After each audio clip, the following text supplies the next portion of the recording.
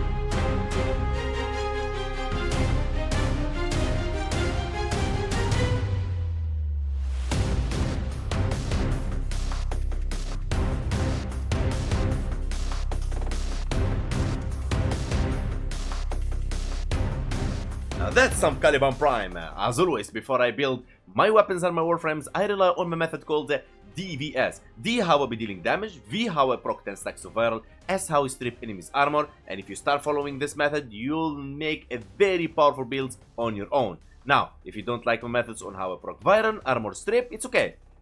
I prepared this sheet for you, so it can help you maneuver around my methods to find your own style. As in Warframe, we can do things in many different ways, but the result's pretty much the same. Please stick to the community guideline, what to do, not to do, to keep it a constructive feedback so everyone benefits, and why we take things to level cap. Not because the build is just for level cap, but to make sure the build scale and it's worth your investment. As by level, in case you don't know, enemies get an increase in EHP and their damage output. So at enemies level cap, they're at maximum, like at their prime, let's say that. Now, EHP, effective hit point, enemies get increased on their shield, overguard, and health. So why take them to low level enemies when we can take them to the best for the best build testing? And now for Caliban's kit, starting with his passive, you and your allies gain up to 50% resistant to the types of damage you're currently taking. All the damage hits, of course, except slash and toxin. You will not gain the 50% resistance to the ticks, mean the damage over time from them. Especially toxin, you want to be really careful with that because it bypasses your shields. Razor Gyre, you roll, proccing Tau statue effect on enemies, making them more vulnerable to all other statue effect. Each enemy hit recover a portion of energy cost as well as health and shields. So technically, if you hit enough enemies, you will refund all the things you used. Now, the augment called Razor Mortar. Group enemies together, so that's the first thing it does. It's a very powerful CC, putting enemies all together. While Lethal Progenies, the Ortholis focus fire on those enemies plus 70% electricity damage and fire rate for 6 seconds. This is amazing augment. I believe the first part where it gathers in enemies can scale to level cap, but the other ones for electricity and fire rate, they will die anyway at level cap. They will not be as helpful as is, as I believe the Ortholists made for low to mid game. We're gonna talk about that in a second and explain it in a bit. Sentient Wrath, smash the ground, lifting enemies in the air, proccing Tau on them, make them vulnerable to more damage. Very important ability, never take it off. Lethal Progeny. Now, this is where a lot of Tanu get confused because they don't understand which one to use, which one is best. So, you will cycle through your sentient types, then summon them. Caliban side. Now, Conquilists focus on raw melee damage. Forget about them. I don't like them. They are not good. Just forget about them. The Ortholists specialize in ranged attack and inflict Tau statue effects. These ones, the Ortholists, they are the ones affected with Razor Gyre razor mortar to increase fire rate and get electricity procs.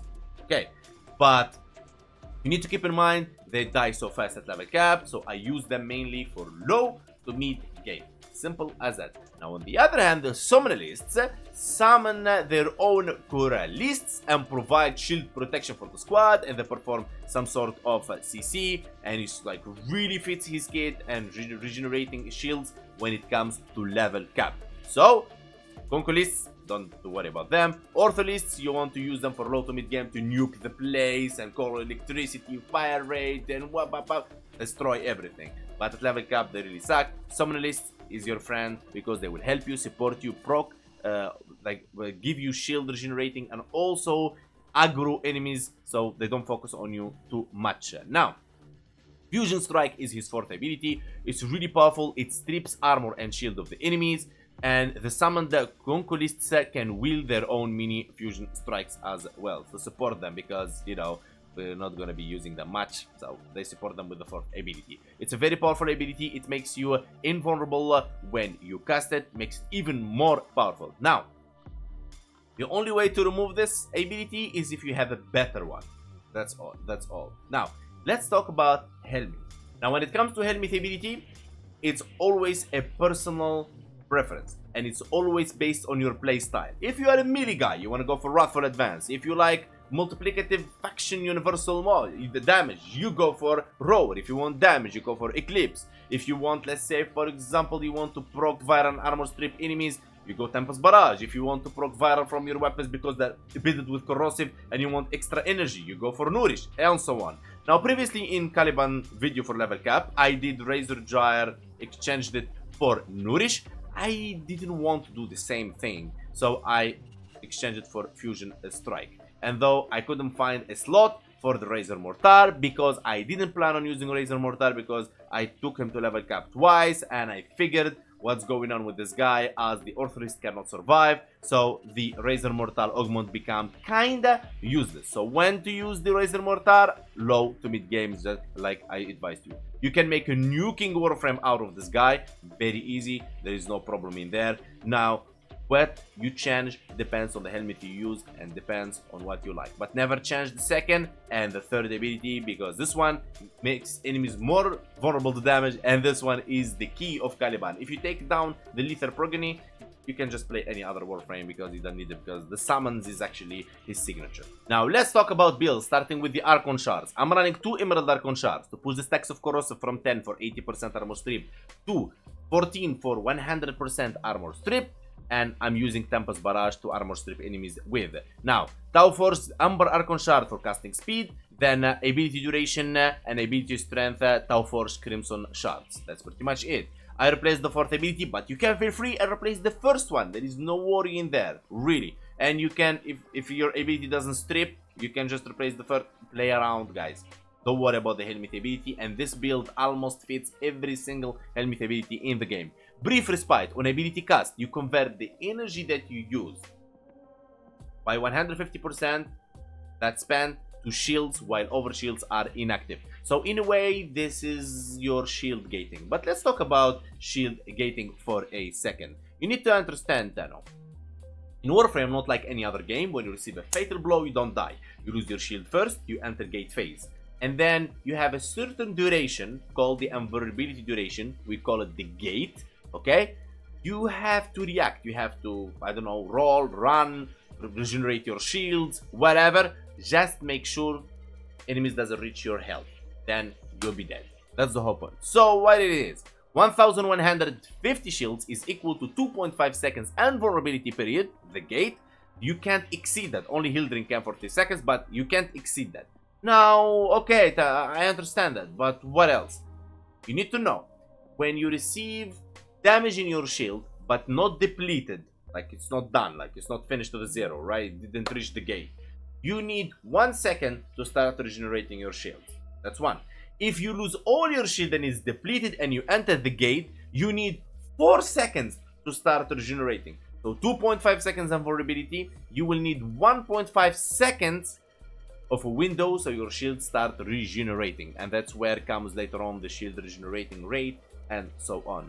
Now, the premature footed to resist knockdown, If you don't like it, you can replace it with a normal one. You can replace it with strength, range, whatever you want. If you're using your Nairo focus school, you can get rid of it because it gives you as well the knockdown.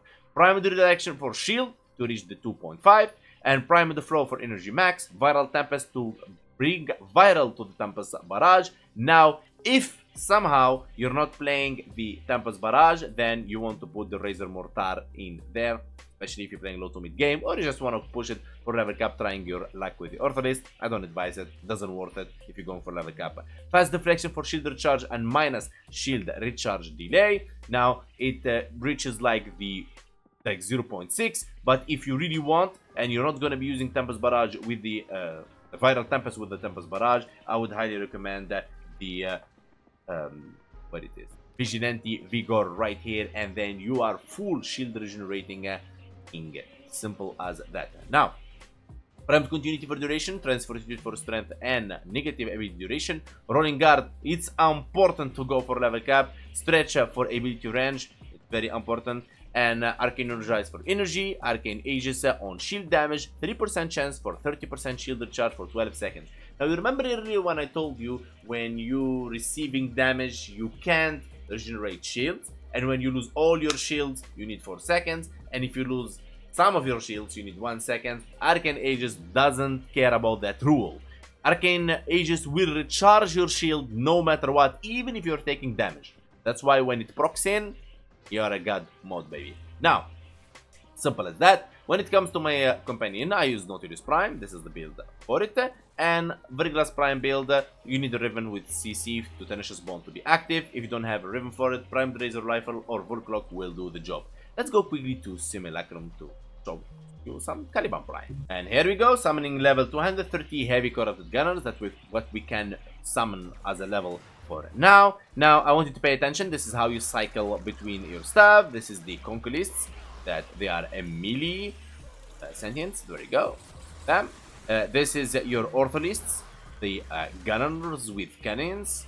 There you go. If you use, for example, Nourish, they proc viral as well. And this is your Summonalists, your Protector. They're proccing aggro, pulling all those guys. They will take damage instead of you. Look at that. They is just crazy, man. They're just crazy. You feel protected already. Now, as you can see, we're not doing much damage, but if we summon the Ortholist, for example, low to mid game, like I told you earlier, and then I armor strip these guys and proc viral on them, they will destroy the field. You'll be seeing that in a second now. Look at that. And then I didn't apply even the second ability, but if we go and apply the second ability as well with full DVS, we will be able to armor strip those guys and take them down in 0 seconds.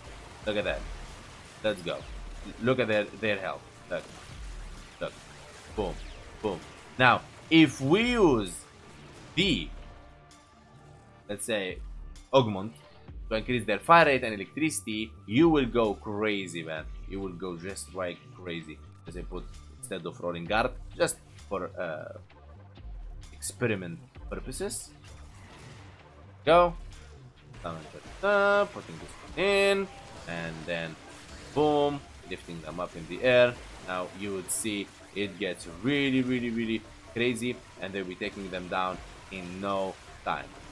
Look at that. Boom. Almost stripping these guys will help our ascension take them down like butter. Let's put back a rolling guard, and let's unlock the enemies quick, so we get an idea about how our build actually works in action. So we'll be summoning the Summonalists. That's the whole goal. First, using the Tempest Barrage, we can roll like so to get more shields. That's the whole point, but use it very carefully, as I don't like to use the first ability for shield gating, only when I'm feeling comfortable about. I like to use the second ability as a shield gating ability because it actually CC those enemies and shield gate them as well. As you can see, they're just like, they can't touch us anyway. So that's Caliban. that's pretty much it. In the end, I would say thank you so much for watching, and I hope you liked this video, and thank you so much for everyone that believed in me, in the channel, in the content. Big love to you all, and thank you for your support. Without you, I wouldn't made it this far. Special thanks to Hall of members, special VIPs, and disputed donator and Hall of donations, and everyone in my community. And I will see you guys on the next video. Remember, the Vadaria and the Vinato builds are already in the channel. Like, sub, comment, join my Discord, follow me on Twitch, and join my TikTok. Big love to you all.